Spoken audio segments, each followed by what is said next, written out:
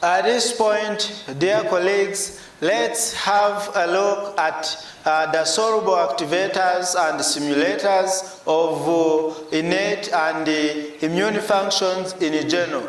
So here they are. We have generally the cytokines like interferons, chemokines, complement cleavage products. For example, C3A and C3 and C5A. As we are going to see in the subsequent sub-chapters, we are going to appreciate the meaning of these components that I'm talking about. At this point, I understand they might be, of course, they might be looking like rocket science, they might be looking like complex things, but as we advance in this great chapter, we are going to appreciate what they do. Allow me to take you back to the interferons. Under interferons, we have,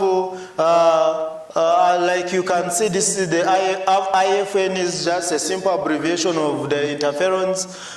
We have examples like interferon alpha, interferon gamma, interferon beta, and interferon gamma. So, dear colleagues, before we advance, it's better to first appreciate what a cytokine is. Under these soluble activators and simulators of the innate and immune functions, we are going to see cytokines, and the cytokine, if I may define it, is a hormone-like protein which acts on cells, or that acts on cells to activate and regulate generally some functions. And in this case, we see our cytokines regulating the innate and the immune responses in general.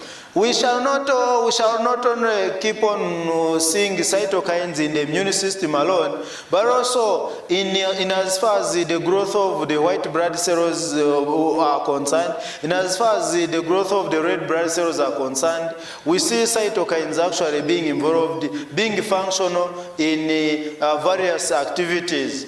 Then we shall also see actually in the growth of still some other body tissues, cytokines being involved.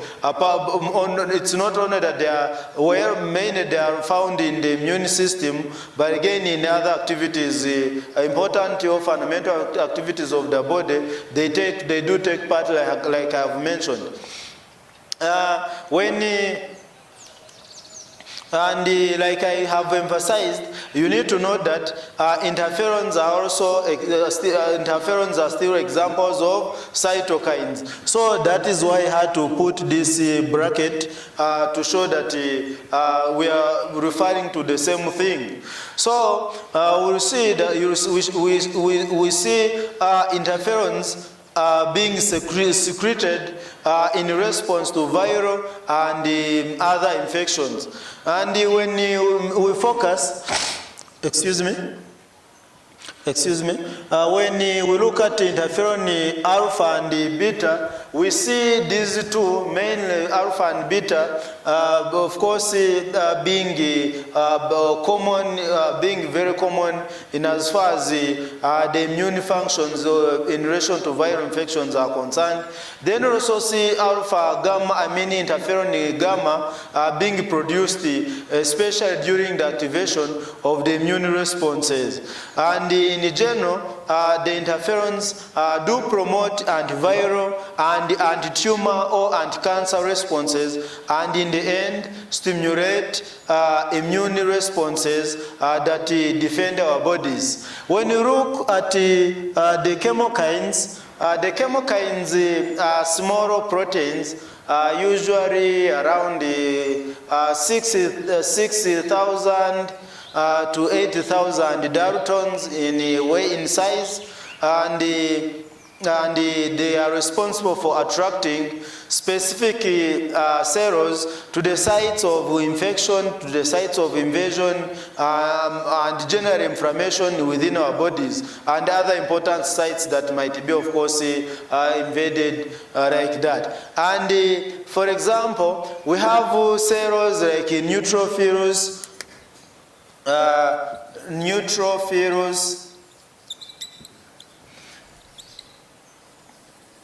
basophils, monocytes, I think even natural killer cells, I think, and yes, together with the lymphocytes, especially T lymphocytes.